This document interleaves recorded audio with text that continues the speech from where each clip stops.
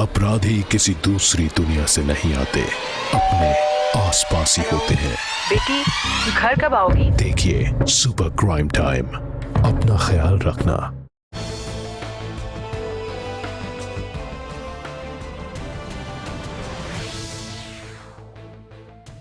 नमस्कार, मैं हूं नवजोत। शाम के 5 बज चुके हैं और वक्त है आज का मुद्दा का और एक बड़ी खबर जिस पर आज हम बहस करने वाले हैं। दादरी कांड में ग्रेटर नोएडा कोर्ट ने अखलाक के परिवार पर गौ हत्या का केस दर्ज करने का आदेश दिया है। आपको बता दें कि बिसरा गांव के ही एक शख्स ने शिकायत की थी कि गांव में गौ हत्या हुई है और जो मांस मिला था वो फॉरेंसिक जांच में साबित हो गया कि वो गौमांसी था। कोर्ट ने इसी मामले में सुनवाई करते हुए मुकदमा दर्ज करने का आदेश दिया। जिन लोगों के खिलाफ केस दर्ज करने का आदेश दिया गया है उनमें अखलाक जो कि मृतक है, अखलाक के भाई जान मोहम्मद, अखलाक की मां असगरी, अखलाक की पत्नी इकराम, अखलाक का बेटा दानिश खान, अखलाक की बेटी शाइस्ता और रिश्तेदार सोनी का नाम शामिल है। आपको ये भी बता दें कि दादरी के बिसरा गांव में 28 सितंबर 2015 की रात गोहत्या की खबर पर भीड़ ने पीट कर अखलाक की हत्या कर दी थी और साथ ही उनके बेटे दानिश को पीट कर अधमरा कर दिया था, जिसके बाद अखलाक के परिवार पर शिकायत दर्ज की गई। 19 लोगों के खिलाफ मुकदमा दर्ज किया गया था। हालांकि पुलिस जांच में एक आरोपी को निर्दोष पाया गया था। मामले में अभी भी 18 लोगों के खिलाफ रिपोर्ट दर्ज है। 17 आरोपी अभी भी जेल में हैं, जबकि एक नाबालिग को हाईकोर्ट से जमानत मिल चुकी है। तो ये बड़ी खबर आ रही है। आपको बता दें कि अखलाक मामले में अब कोर्ट ने आदेश दिया है कि गौ हत्या का मामला अब इसमें दर्ज किया जाएगा। बड़ी खबर। ब्रजेश हमारे संवाददाता इस वक्त हमारे साथ जुड़े हुए हैं। ब्रजेश, आप लगातार इस खबर पर नजर बनाए हुए थे। सितंबर से जब से ये मामला सामने आया था, पूरी खबर को आपने गौर से देखा। हम आपसे जानना चाहेंगे अब इसके बाद क्या लगता है, क्या होगा आगे? कोर्ट के ऑर्डर के बाद क्या इम्पैक्ट होगा इसका? देखिए, जहाँ तक कोर्ट के ऑर्डर की बात करें तो जो पहला मामला दर्ज हुआ था, हत्या का मुकदमा था, वो एज यूजुअल चलता रहेगा और अभी एक दूसरा मुकदमा इसमें कोर्ट ने ये आदेश दिया है, जो कंसर्न थाना है उसको आदेश दिया गया है कि जो उनके पास कोर्ट में शिकायत आई थी कि गौ हत्या हुई है। और खास बात यह है कि इसमें जो फॉरेंसिक की रिपोर्ट, मतलब फॉरेंसिक की रिपोर्ट आई थी, उससे भी ये साबित हो गया था कि जो पुलिस ने वहां से मांस का टुकड़ा जब्त किया था, जिसको जांच के लिए भेजा गया था, वो गौ मांस था। इसी चीज को आधार बनाया गया और गाँव के एक इंडिपेंडेंट शख्स ने पहले पुलिस को कंप्लेन की, उसके बाद ये मामला कोर्ट में पहुंचा। तो तकरीबन 1.5 महीने की लंबी सुनवाई के बाद कई तारीखें पड़ी, उसके बाद आज कोर्ट ने यह फैसला किया कि जो भी तथ्य उनके सामने रखे गए हैं, कोर्ट को लगता है कि ये मामला सही है, लिहाजा जो भी शिकायत, जिन जिन के खिलाफ शिकायतों में नाम लिखे गए हैं, उनके खिलाफ पुलिस मामला दर्ज करे, जांच करे और जांच करके पुलिस कोर्ट को रिपोर्ट दे। प्राथमिकता पुलिस कोर्ट को ये लग रहा है कि इस पूरे मामले में गौ हत्या हुई है, लिहाजा पुलिस को ये इन्वेस्टिगेशन करना है कि कौन कौन लोग इसमें शामिल थे, किस जगह गाय की हत्या की गई, इसके अलावा कौन सा हथियार इस्तेमाल किया गया। ये तमाम ऐसे बिंदु हैं जिस पर पुलिस इन्वेस्टिगेट करेगी। इन्वेस्टिगेशन के बाद कोर्ट में रिपोर्ट देगी। जो शिकायत करता है उन्होंने 7 लोगों के नाम अपनी शिकायत में दर्ज कराए थे कोर्ट में, जिसमें अखलाक जो कि मृतक हैं, इनके अलावा जो 6 लोग हैं अखलाक के परिवार के जो लोग हैं, अखलाक के बेटे हैं, अखलाक की पत्नी, अखलाकी के जो भाई हैं, उनकी जो बहू हैं, ये टोटल 6 और लोग हैं जिनके खिलाफ, जिनके बाकायदा नाम लिखकर शिकायत की गई थी और उस पर कोर्ट ने आदेश दिया कि इन लोगों के खिलाफ इसमें मुकदमा दर्ज किया जाए, जांच की जाए। देखना ये होगा कि जब पुलिस की तफ्तीश इसमें शुरू होती है तो आखिरकार क्या कुछ नए तथ्य सामने आते हैं, क्या कुछ और लोगों के नाम भी जोड़े जाते हैं या फिर नहीं, ये तमाम चीजें इन्वेस्टिगेशन का मामला रहेगा। लेकिन कहीं न कहीं एक बड़ी खबर जरूर है कि अब तक जो मामला एक विवादों में रहा, एक शख्स की जिसमें पीट से हत्या की गई थी, उसमें कोर्ट ने आज ये फैसला सुनाया कि इसमें गौ हत्या का मुकदमा दर्ज हो और आगे की जो विवेचना है वो पुलिस को अब तय करनी है कि किन किन दिशाओं में, किन किन धाराओं में क्या क्या इसमें और धाराएं लगती हैं, वो क्या कुछ एडिशनल इसमें हो पाएगा, कि पुलिस इन्वेस्टिगेशन में कहानी आगे बढ़ेगी। बिल्कुल, शुक्रिया आपका इस पूरी जानकारी के लिए ब्रजेश तिवारी। हमारे साथ तमाम खास मेहमान भी हैं। इसी मुद्दे पर आज हम चर्चा भी करने वाले। एक बार मेहमानों से परिचय करा देती हूँ। हमारे साथ कांग्रेस की तरफ से रागिनी नायक हैं, आईपी सिंह प्रवक्ता बीजेपी हमारे साथ जुड़ेंगे, सैयद असीम वकार साहब नेता समाजवादी पार्टी भी जुड़ेंगे हमारे साथ, विश्व शंकर तिवारी प्रवक्ता वीएचपी हमारे साथ हैं, मधुसूदन आनंद जी वरिष्ठ पत्रकार हमारे साथ मौजूद हैं, 2 सहयोगी मेरे मौजूद हैं, अरुण सिंह और शलभमणि त्रिपाठी। अरुण, मैं सबसे पहले आप ही के पास आना चाहूंगी। आपने देखा कि इस पूरे मामले में, हालांकि कोर्ट में क्या कुछ हुआ ब्रजेश ने हमें बताया, क्या इसका इम्पैक्ट होगा ये मैं शलभ आपसे भी जानना चाहूंगी। पर उससे पहले अरुण, सियासत इस पर बहुत ज्यादा गरमाई थी, हर पार्टी ने जमकर इस पर सियासी रोटियां सेकी थी।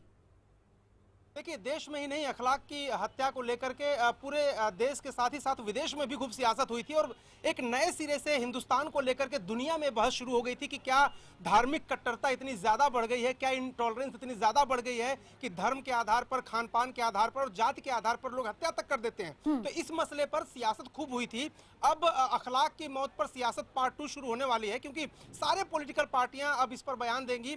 पक्ष जो है वो थोड़ा मजबूत होगा, विपक्ष थोड़ा कमजोर कभी होता है, कभी विपक्ष मजबूत होता है, पक्ष कमजोर होता है। तो इस मामले को लेकर के भी तमाम लोगों ने जो बयान दिए थे नेताओं ने, और कोशिश की थी, हर दल का नेता वहां बिसाड़ा पहुंच रहा था और कोशिश ये की थी खासतौर से पश्चिमी उत्तर प्रदेश को जो नई प्रयोगशाला ध्रुवीकरण का बनाने की सब पॉलिटिकल पार्टियों के नेताओं ने अपने अपने तरह से कोशिश की थी। कोई एक वोट बैंक को एड्रेस करना चाह रहा था, कोई दूसरे को वोट बैंक को एड्रेस करना चाह रहा था। उसमें ये जो नया और नाटकीय मोड़ आया है, जाहिर तौर पर ये एक बार फिर से सियासी दलों को नए सिरे से न सिर्फ सोचने पर मजबूर करेगा, बल्कि इसको और आगे तक ले जाएगा। बिल्कुल, सियासत पार्ट 2 का आपने नाम दिया है। शलभ मणि त्रिपाठी, मैं आपसे जानना चाहूंगी अब इस पूरे मामले में, क्योंकि चुनाव भी करीब हैं, पहले भी तमाम पार्टियों ने सियासी रोटियां सेकी, अब इसके बाद खास तौर पर अगर हम समाजवादी पार्टी की बात करें, खुद अखिलेश सरकार की तरफ से अखलाक के परिवार को किस तरीके से प्रोटेक्शन दी गई थी, 50 लाख की मदद, एक फ्लैट दिया गया था। समाजवादी पार्टी और खुद अखिलेश सरकार ये मानने को तैयार नहीं थी, कह रहे थे कि पूरा मामला गलत है।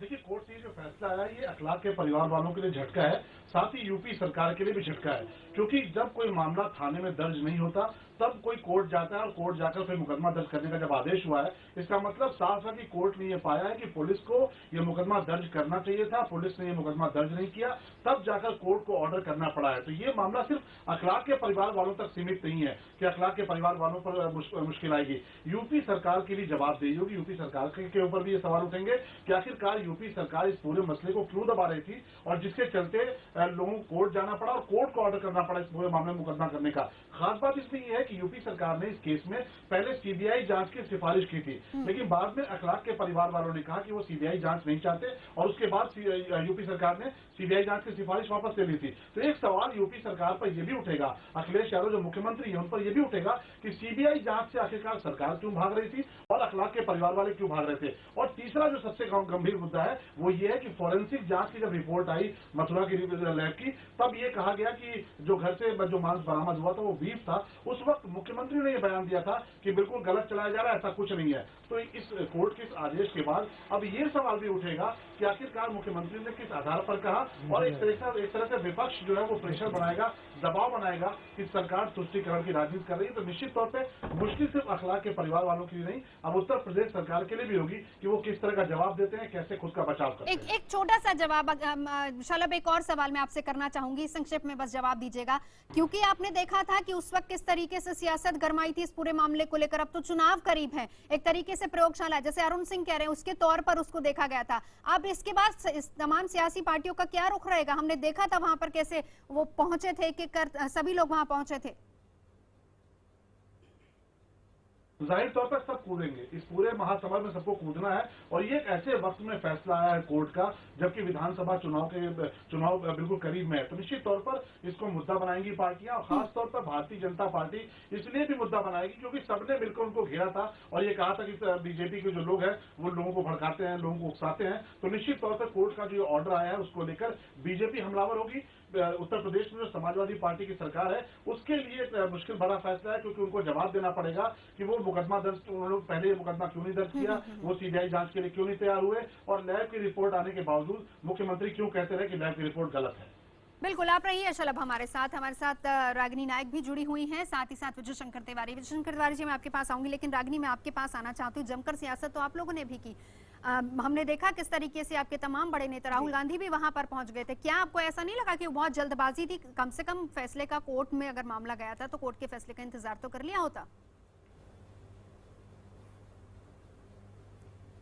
नवजोत, मुझे बड़ा आश्चर्य हो रहा है जिस दिशा में ये आज की बहस जा रही है। कहीं ना कहीं ऐसा प्रतीत होता है कि आप और जो शलभ मणि जी हैं वो ये कहना चाहते हैं कि यदि शब्द का इस्तेमाल कर रही हूँ, यदि गोहत्या हुई भी है तो इसका मतलब है कि अखलाक को मार देना जायज है। मैं समझती हूँ ये दोनों हम ये बिल्कुल नहीं कहना चाह रहे रागिनी, मैं यहाँ पर भी पहली बात क्लियर कर दूं, फॉरेंसिक ये बिल्कुल नहीं कहना चाह रहे। मेरा सवाल सीधा शलभ से था कि सियासत कैसी हुई वो हम और आप सभी जानते हैं, आप भी जानते हैं, हम भी जानते हैं। इसका असर कितना होगा चुनाव में, सिर्फ इतना सवाल किया। और शलभ ने बिल्कुल जो आज की खबर है उस हिसाब से जवाब दिया है। हम बिल्कुल इस पर नहीं है कि जो सवाल आप हम पर आरोप लगा रही है इसको मैं बिल्कुल खारिज करती हूं। मुझे पूरा कर लेने दें। नहीं, मुझे पूरा कर लेने दें।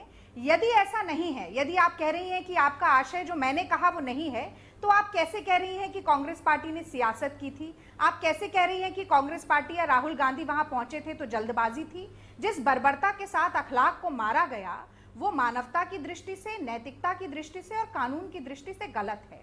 आज एक अदालत ने एक अपना फैसला सुनाया है जिसको कांग्रेस पार्टी सर आंखों पर लेती है, लेकिन हम ये भी याद दिलाएंगे कि पहली फॉरेंसिक रिपोर्ट में जो बात सामने आई थी वो मटन की थी। दूसरी रिपोर्ट में जो बात सामने आई रागिनी जी, वो पहली फॉरेंसिक रिपोर्ट नहीं थी, रिपोर्ट तो दूसरी वाली फॉरेंसिक थी। एक मिनट, मुझे पूरा नहीं, रागिनी जी आप गलत बोल रहे हैं। पहली फॉरेंसिक रिपोर्ट, भाई साहब मुझे कंप्लीट दूसरी वाली फॉरेंसिक रिपोर्ट थी। अच्छा, आप करेक्ट करना चाह रहा था। मुझे पूरा कर लेने दीजिए, फिर आप उसको कटाक्ष कर लीजिएगा। हाँ, मुझे पूरा कर। आईपी सिंह जी, मैं आ रही हूँ आपके पास, बस रागिनी बात रख ले, मैं बीजेपी का ही रिएक्शन लूंगी इसके बाद। बार कांग्रेस झूठ बोलेगी। आपको आरोप करना चाहिए तो सीधे समाजवादी पार्टी की सरकार उत्तर प्रदेश में उस पर रागिनी जी उस पर आरोप साबित करना चाहिए। लेकिन कहा गया कि नवजोत, मैं चाहती हूँ कि मुझे बात पूरे करने का मौका मिले। मैं किसी के बीच में बोलना नहीं चाहती। आईपी सिंह जी बस एक मिनट, ऐसे मैं आपकी बात भी नहीं सुन पाऊंगी, रागिनी की भी नहीं सुन पाऊंगी। मेरी रिक्वेस्ट है आईपी सिंह जी, प्लीज एक एक करके बोलिए, ऐसे हम किसी की बात नहीं सुन पाएंगे, किसी की बात नहीं सुन पाएंगे। आईपी सिंह जी प्लीज, रागिनी अपनी बात रख ले फिर आप बोलिएगा। रागिनी, आईपी सिंह जी, मैंने रागिनी को बोला है बोलने के लिए। देश में कूद पड़ा, ये कहाँ रागिनी तब कहाँ थी? तब तो ये भी भर आंसू बहा रही थी। अगर वहाँ वो छतरी बाहुल क्षेत्र गांव है, वहाँ जिस प्रकार अबोध बालकों को उत्तर प्रदेश सरकार जो यहाँ जाति और मजहब के आधार पर काम करती है, जेल में ठूस रखा है मानवता के खिलाफ। हम नहीं चाहते कि कोई भी जाए, सीमा में कानून के तहत ही सबको काम करना होगा। लेकिन जिस प्रकार नवजोत, अगर आईपी सिंह जी का भाषण खत्म हो गया, मैं बोलना चाहूंगी, वरना यदि मैं भी सब अब जवाब ले ले आईपी सिंह जी, आईपी सिंह जी अब जवाब ले ले रागिनी से। आईपी सिंह जी रुकिए तो, लगाम लगाइए जरा। आईपी सिंह जी थोड़ा सा ब्रेक लगाइए जबान पर। आईपी सिंह जी, गलत है। आईपी सिंह जी प्लीज रुकिए, अब जवाब तो ले लीजिए। आप आरोप लगा रहे हैं, जवाब नहीं ले रहे इससे। जो एक्स्ट्रा कॉन्स्टिट्यूशनल बॉडी आरएसएस के सारे संगठन बनते जा रहे हैं, उनकी नजर से देश नहीं चलेगा। देश न्यायालयों के हिसाब से ही चलेगा। कोई अंतिम फैसला नहीं आया है जो आप इतनी जोश के साथ चिल्ला रहे हैं। एक आदमी को सरेआम मार देना, आप उसे सही ठहरा रहे हैं। इस बात के लिए कि अभी केवल प्राइमा फेसी एविडेंस के आधार पर अदालत में कोई बात नहीं है, ये तो कोई चर्चा का तरीका ही नहीं हुआ। ये केवल एक कुतर्क है। आप पहले ये बताइए कि मोदी जी कहाँ हैं, जो विदेश यात्रा करने के लिए बहुत उतारू रहते हैं, लेकिन एक बार भी कहीं पर भी पीड़ा किसी व्यक्ति को देश में होती है, उसके पास पहुंचने के लिए तैयार नहीं रहते। कर दिया देश से, आज 40 सीटों पर सिमट गई। आईपी सिंह जी इसी मुद्दे पर रहिए, इसी पर बात कीजिए। जवाब तो लेने दीजिए रागिनी से। आईपी सिंह जी रागिनी से जवाब तो लेने दीजिए मुझे। से बाज नहीं आएंगे तो वो ग्राफ और नीचे गिरता जाएगा। गुरूर किसका टूट रहा है ये उत्तर प्रदेश में भी पता चल जाएगा। आप मुद्दे से भटक रहे हैं आईपी सिंह जी, जिस पर चर्चा के लिए बुलाओ उसी पर कीजिए। रिक्वेस्ट करूंगी प्लीज रागिनी को बोलने दीजिए। आईपी सिंह जी प्लीज रुकिए। आईपी सिंह जी प्लीज रुकिए। रागिनी आप बोलिए, ऑडियो डाउन करना पड़ेगा, ऐसे नहीं तो आपने सवाल पूछे उनको जवाब देने दीजिए। रागिनी प्लीज बोलिए। ये पब्लिक रैली नहीं है, डिबेट है। डिबेट का तरीका रागिनी मैं आपको सुन रही हूँ, जनता आपको सुन रही है, आप सुनिए, आप बोलिए। उत्तर प्रदेश के मुख्यमंत्री पर आपने क्यों नहीं लगाया? अरे भाई ये क्या, ये नेशनल टेलीविजन पर डिबेट का एक सभ्य तरीका होता है। जी मेरी बात खत्म हो जाए उसके बाद आप बोलिए। अब आप सुन ले, आप बात सुन लीजिए, फिर आप शुरू हो गए। आप बोले, आप अगर आप चाहते हैं कि कोई दूसरा बोले ही ना, तो आप नवजोत से कहिए कि आपसे एक 1-on-1 इंटरव्यू ले ले। फिर इस पैनल डिस्कशन का कोई फायदा नहीं है। आप इस बात को समझने की कोशिश करिए कि दो बातें मैंने कही। पहली बात ये कि 2 किस्म की रिपोर्ट आई। एक रिपोर्ट में मटन की बात हुई, दूसरी रिपोर्ट में गौ मांस की बात हुई। आप अरे भाई चैनल से मैंने बात करी, चैनल ने जवाब नहीं दिया। रागिनी, आप क्यों बीच में मैं कूद रहे आपको हैं? सुन रही हूँ, हम आप सभी क्यों आपको बीच में सुन रहे हैं। कूद आप रहे बोलिए रागिनी, आप बोलिए। आईपी सिंह जी ने अपनी बात रखी, अब आप अपनी बात रखिए, मुझे उसके बाद सपा के पास भी जाना। हाँ। रागिनी, हाँ तो मैं जल्दी से खत्म करूंगी, ज्यादा समय नहीं लूंगी। दो किस्म की रिपोर्ट सामने आई। पहली बात हुई मटन की, दूसरी बात हुई गौ मांस की। उसके और जब गौ मांस के निकलने की बात हुई तब भी अखलाक के परिवार ने कहा कि हमारे घर से सैंपल नहीं लिया गया, पास के कूड़ेदान से लिया गया। बहरहाल मैं तो ये कह रही हूँ कि न्यायिक प्रक्रिया पर, न्यायालयों पर कांग्रेस पार्टी का पूरे देश का भरोसा है। साफ गोई के साथ तफ्तीश हो और निर्णय सामने निकल कर आए। लेकिन इसके बावजूद मैं ये बात जरूर कहना चाहती हूँ कि अखलाक को मारना गौ हत्या के बावजूद भी जायज नहीं ठहराया जा सकता है। गौ हत्या किस हिंदू को बुरी नहीं लगती, लेकिन जो व्यक्ति गौ हत्या करता है उसे भी देश के कानून के तहत ही सजा मिलेगी। ठीक है। तो ये कहना कि यदि गौ हत्या हुई है तो किसी व्यक्ति को घसीटकर घर से बाहर निकालकर उसको भीड़ पीट कर मार डालेगी सड़िया, इसको किसी भी सूरत में, किसी भी दृष्टि में नैतिकता हो, चाहे मानवता हो, चाहे कानून हो, सही नहीं ठहराया। ठीक है, मैं इसी पर विजय शंकर जी का जवाब ले लूं। इसी पर विजय शंकर जी का जवाब। विजय शंकर जी बात तो सही कह रही थी, मैं सियासत में गलत नहीं कह रहे, लेकिन ये बताएं किसी मंदिर से ऐलान होता है और उसके बाद पूरी फौज चली जाती है। आरोप तो आपके संगठन पर भी लग रही है। राहुल गांधी गए थे और हम फिर जाएंगे यदि इसकी नौजोत जी वही काम ये कर रही जो पहले हो रहा था। हाँ। रागिनी जी ने पहले 2-3 चीजें बोल दी हैं। एक तो घर से घसीट वाली बात कर रही है।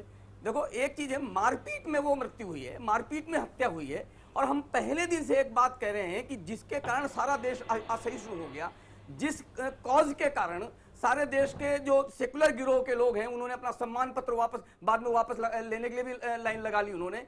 ऐसे सारे लोग इसलिए खड़े हो गए जिस घटना के पीछे उसका मूल क्या था। मैं हर डिबेट में एक बात करता था, लेकिन नौजोत जी कोई भी सेकुलर गिरोह का आदमी इस पैनल पर बैठ करके हमारी बात सुनने के लिए तैयार नहीं था। लेकिन कब सुनी गई? जब मथुरा फोरेंसिक जांच की रिपोर्ट आई। उस रिपोर्ट में यह कहा गया कि वहां से जो मिला, अभी ये भी कह रही हैं, ये रागिनी जी भी कह रही हैं कि उन्हें घर से मांस नहीं मिला था, हाँ। बाहर से लिया गया था। यानी सारा का सारा समाजवादी पार्टी का सिस्टम इसको नकारने में लगा हुआ था। आपको नहीं लगता कि कांग्रेस भी दोषी है? आपको नहीं लगता कि समाजवादी पार्टी भी दोषी है? जो उस समय के गाय हत्या के विषय को आज इन्होंने स्वीकार किया है, वो भी दोषी है। आज के पहले रागिनी जी और उनकी पार्टी के लोग कभी इन्होंने स्वीकार नहीं किया कि गाय की हत्या। लेकिन वो सवाल भी तो सही कर रहे हैं ना, मंदिर से ऐलान हो जाना और पूरा मॉब वहां पर जाए और उसकी हत्या कर दे, क्या ये जायज है? आप इसको भी जस्टिफाई नहीं करेंगे? अगर ये सब हुआ था तो कानून है ना हमारे देश में, आप कानून का इंतजार करते, कोर्ट के फैसले का इंतजार करते। किसी की हत्या का समर्थन कोई नहीं कर सकता। मधुसूदन जी भी गए। तो आज का मुद्दा जिस पर हम कर रहे हैं बड़ी बहस, अखलाक के परिवार पर गौ हत्या का मामला अब दर्ज होगा। कोर्ट ने ये फैसला सुनाया है और इसके बाद प्रतिक्रिया आनी शुरू हो गई हैं। सबसे पहली प्रतिक्रिया बीजेपी की तरफ से आ रही है, क्या कह रहे हैं श्रीकांत शर्मा, सुनाते हैं। देखिए, हमने कहा था कि ये सीधा प्रदेश की बिगड़ती हुई कानून व्यवस्था से जुड़ा विषय है, लेकिन उस समय बहुत लोगों ने सीधे भाजपा पर आरोप लगाए थे। और कानून अपना काम करेगा, देश में कानून है। अगर कहीं कोई गुनाह कर रहा है तो एक पक्ष इसका ये भी है कि आप गुनाहगार को कानून के हवाले करो, और दूसरा पक्ष ये है कि बिना किसी तहकीकात के भारतीय जनता पार्टी पर जो आरोप लगाने का एक क्रम शुरू हो गया था, कहीं ना कहीं इस फैसले से उस पर भी विराम लगेगा और जो वास्तविकता है वो लोगों के सामने आएगी। वास्तविकता लोगों के सामने आई है। सईद असीम वखार साहब हमारे साथ जुड़ चुके हैं सपा से। बीजेपी आप ही पर आरोप लगा रही है कि इंतजार नहीं किया और उसके बाद आप लोग तो उल्टा उसके परिवार को संरक्षण देने लगा। अखिलेश सरकार ने पहले मुआवजे के तौर पर 50 लाख रुपए दिए, परिवार को एक घर मुहैया कराया। अब क्या स्टैंड है, क्या जस्टिफिकेशन है आपका वकार साहब? जस्टिफिकेशन का तो यहाँ पर कोई सवाल ही नहीं उठता है। मैं श्रीकांत शर्मा जी ऑनलाइन नहीं है, खुशनसीब आदमी है, वरना मैं उनसे पहला सवाल ये पूछता कि भारतीय जनता पार्टी तो सरकार में है, तो वो जवाब दे देश को कि कौन से संविधान की किताब में हिंदुस्तान की लिखा है कि अगर गाय की हत्या होगी तो वहां के लोग उस आदमी को पीट कर उसकी उसके परिवार की हत्या कर देंगे। ये कहाँ लिखा है? मुझे अगर लिखा हो तो बता दें, भारतीय जनता पार्टी के लोग बता दें। आपके साथ आईपी सिंह जी बैठे, जवाब रख देंगे अभी। 2-4 दिन का समय लेके बता दें 2-4 दिन का समय लेके बता मैं दें। बिल्कुल जवाब रखूंगा। आईपी सिंह जी। देश का जो संविधान है, देश का जो कानून है, वो किसी को इजाजत नहीं देता कि कोई भी कानून अपने हाथ में ले। लेकिन देश का संविधान ये भी किसी को इजाजत नहीं देता कि जो देश की सबसे बड़ी पार्टी है उसके ऊपर सीधा आरोप लगा देना। सरकार समाजवादी पार्टी की थी, कानून व्यवस्था की जिम्मेदारी समाजवादी पार्टी के पास थी। मैं बार बार जाफरी का जिक्र इसलिए करता हूं कि अगर बिहार में, गुजरात में अगर जनता ने कानून अपने हाथ में लिया और जाफरी को पीट कर मार डाला तो उसका आरोप वहां के मुख्यमंत्री, तत्कालीन मुख्यमंत्री माननीय मोदी जी के ऊपर लगा। और उत्तर प्रदेश में अखलाक की मौत इसलिए लगा कि आपके मुख्यमंत्री के लोग थे, जिस पार्टी की सरकार थी उसी पार्टी के लोगों ने हत्या की जाफरी की। और उत्तर प्रदेश में भी वही लोग हत्या कर रहे हैं जो लोग गुजरात में हत्या करते थे, उन लोगों ने बिसाड़ा में हत्या की है। बात पूरी होने दीजिए। सवाल ये खड़ा होता कि अगर बिसाड़ा में कानून लोगों ने अपने हाथ में लिया तो उसकी जवाबदेही उत्तर प्रदेश की मुख्यमंत्री की बनती है। उन्हें इस्तीफा देना चाहिए था, सरकार को इस्तीफा देना चाहिए था। और उससे पहले बिहार और झारखंड में डाइन बताकर अनेकों बार, और उत्तर प्रदेश के कुशीनगर, देवरिया में इस प्रकार की वारदात लोगों ने कानून अपने हाथ में लिया और पीट कर मार डाला। दिल्ली में अभी आपने देखा कि एक डॉक्टर को लोगों ने, बांग्लादेशियों ने पीट कर मार डाला। एक नहीं, अनेक उदाहरण पूरे देश में था। वकार साहब से जवाब लूंगी, इससे पहले मधुसूदन जी हमारे साथ मौजूद हैं। मधुसूदन जी, इस पूरे मामले में जैसे कोर्ट ने ये फैसला दिया है कि अब गौहत्या का मामला दर्ज होगा, आपको क्या लगता है, क्या सियासी इम्पैक्ट होगा इसका? देखिए, एक पत्रकार के रूप में मुझे तो इस बात को देखकर बहुत दुख होता है कि हमारे देश में जो मुद्दे बनने चाहिए वो मुद्दे तो सिर्फ उनके बारे में नारेबाजी होती है और इस तरह के गौण मुद्दों को के नाम पर एक तरह से पोलराइजेशन किया जाता है। उत्तर प्रदेश के चुनाव निकट हैं और उसको देखते हुए कानून अपना काम करेगा और अदालत ने जो फैसला दिया है कि केस दर्ज किया जाए वो अपनी जगह सही है। अभी इसका फैसला नहीं हो गया है कि क्या हुआ था और क्या नहीं हुआ था, लेकिन अभी से जो राजनीति शुरू हो गई है वो साफ दर्शा रही है कि उत्तर प्रदेश में ध्रुवीकरण किया जाए, जिसकी कोशिशें पहले भी हो रही थी और दोनों तरफ से हो रही थी। मैं किसी एक पार्टी को नहीं कह रहा हूं, वो भारतीय जनता पार्टी की तरफ से भी हो रही थी और समाजवादी पार्टी की तरफ से भी हो रही थी। दोनों तरफ से ऐसी कोशिशें हो रही थी। इस घटना ने और विस्फोटक का काम करेगी। ये घटना और तेजी से इसका ये ध्रुवीकरण होगा और हमारा देश जो कि वैसे ही इतनी तरह की समस्याओं का सामना कर रहा है, अभी कश्मीर जल रहा है, नॉर्थ ईस्ट में काफी समस्या है और तरह के कई मुद्दे हैं, लेकिन हम इनमें फंस के आपस में लड़ें, हिंदू और मुसलमान एक दूसरे का दुश्मन हो जाए। क्या हम ये चाहेंगे? कानून अपना काम करे। अगर अखलाक के परिवार ने हत्या की है, गौ हत्या की है, तो उसे दंड मिले, जरूर मिले, लेकिन उससे पहले यह सवाल भी पूछा जाना चाहिए कि किस कानून के तहत अखलाक की हत्या की गई, किस कानून के तहत भीड़ ने उसको पीट के मार डाला, ये किसने उसको उकसाया। दोनों तरफ से ऐसी कोशिशें हो रही, पहले भी होती रही क्योंकि अदालत ने उनको भी बरी नहीं किया, उनको ये नहीं कहा कि वो गलत है। दोनों में से किसी को बरी नहीं कर रहा हूं। बिल्कुल, मेरी राय में दोनों ही अपनी तरह से राजनीति करने की कोशिश कर रहे हैं और ये बहुत ही दुर्भाग्यपूर्ण है और देश के लिए बहुत घातक होगा। वकार साहब, ये बताएं, पहले आप ही की सरकार की तरफ से इस पूरे मामले में सीबीआई जांच की सिफारिश हुई, उसके बाद आप लोगों ने कहा कि नहीं, सीबीआई जांच नहीं होगी। अब क्या स्टैंड है आपका? मैं भारतीय जनता पार्टी के जो आईपी सिंह साहब ने कहा है उस पर कह दूं कि चाहे गुजरात हो या उत्तर प्रदेश, सूरत हो या महाराष्ट्र, हरियाणा हो या आंध्र प्रदेश, हैदराबाद हो या बिहार, हर जगह हत्या करने वाले, दंगा करने वाले अराजक तत्व अगर कोई है तो वो भारतीय जनता पार्टी और आरएसएस के लोग हैं। हिंदुस्तान में आप लोगों ने बिना मुद्दे कर दिया लोगों का मत लगाइए, चाहे ये झूठा जाफरी को मारने वाले लोग थे और चाहे सभा में लाख को मारने वाले लोग थे करने की वकार साहब मेरे सवाल का जवाब दिया नहीं आपने और यहाँ पर आप आरोप ऊपर लगा रहे हैं। सारा देश जानता है, अभी का स्टैंड क्या है? जानता है, सारा देश जानता है कि समाजवादी पार्टी रागिनी, एक मिनट, मुझे लगता नहीं कि आप बोल पाएंगे इनके बीच में, क्योंकि मेरी आवाज इनसे नहीं जा रही। मैं लौटूंगा आपके पास, रुकिए जरा। और सांप्रदायिक हिंसा उसका मूल तत्व है। ये समाजवादी पार्टी के विषय में सारा देश जानता है। ये मुजफ्फरनगर आजम खान साहब के कारण मुजफ्फरनगर हुआ, सारा देश जानता है, सारा देश जानता है। नहीं वकार साहब, आप इस बात से मुंह मोड़ नहीं सकते हैं। इस पार्टी को अराजक पार्टी माना जाता है और उसके प्रवक्ता जी उसमें संघ है, इसमें आरएसएस की एक छवि पूरे देश में है, उसको आपको बताने की जरूरत नहीं है। वकार साहब, आपको बताने की जरूरत नहीं है। संघ की छवि आपकी परिभाषित करने की आवश्यकता नहीं है। आप क्या कहते हैं, आपको देश जानता है। उत्तर प्रदेश, देखो एक बात समझ बताइए, 2013 में वकार साहब 2013 में मैं कासगंज की घटना बताता हूँ। कासगंज में एक मुस्लिम महिला ने वहाँ के जिला लगाया।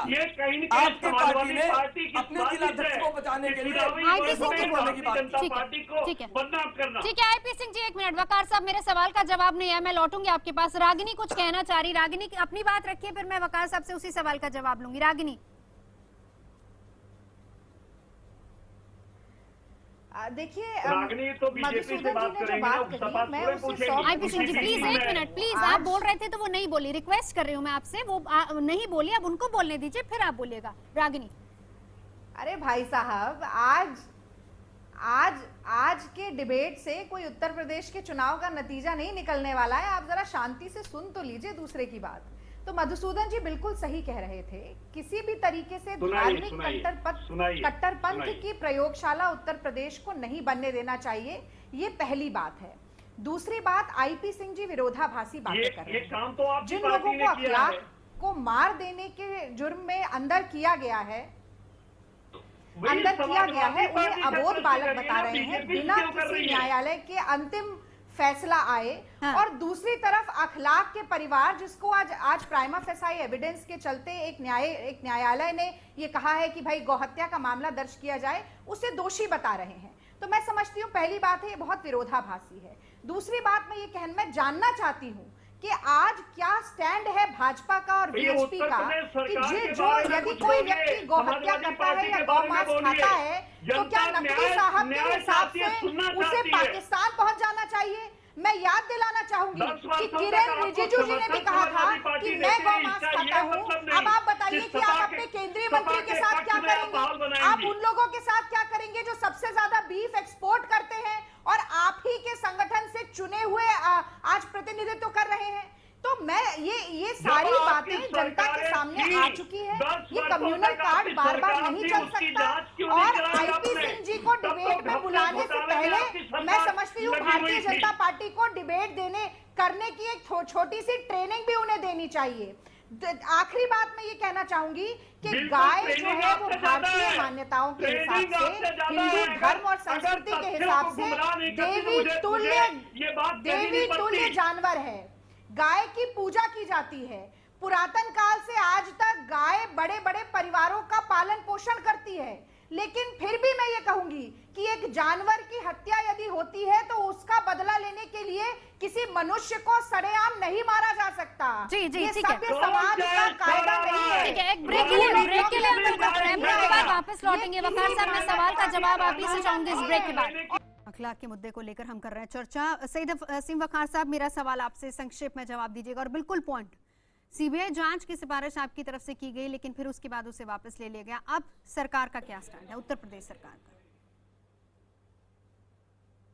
देखिए, सरकार जिसकी जितनी जरूरत समझती है उतना काम करती है, और जिस जगह पर जिस चीज की जरूरत होगी उसकी सिफारिश की जाएगी। और रही बात, मैंने फिर आपके चैनल से कह रहा हूँ, आइए हमारी आवाज में आवाज मिलाइए।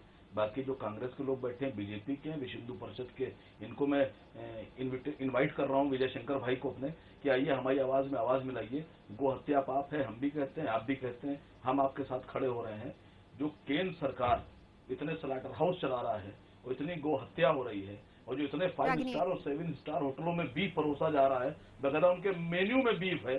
आइए हम आप सब मिलकर इसकी आवाज उठाते हैं और जो लोग इसको लाइसेंस दे रहे हैं भारत सरकार के लोग, इनके खिलाफ भी रिपोर्ट लिखाते हैं। आइए न्यायालय से कहते हैं कि खुद संज्ञान में लेकर ऐसे मंत्रालय के खिलाफ, ऐसे अधिकारियों के खिलाफ, ऐसे मंत्री के खिलाफ जिसने विजय शंकर जी, आप क्या जवाब के ऊपर लाइसेंस पे मधुसूदन उनके खिलाफ आइए आप बोलिए जब तक उत्तर प्रदेश में जितनी अमानुषिक घटनाएं घटी हैं उनमें जब तक कोर्ट संज्ञान नहीं लेता है तब तक ये आगे कदम नहीं बढ़ाते हैं। जब तक मसला की जांच में फोरेंसिक, मैं बता रहा हूँ अभी उत्तर कहाँ दे रही है, उत्तर नहीं दे रहे।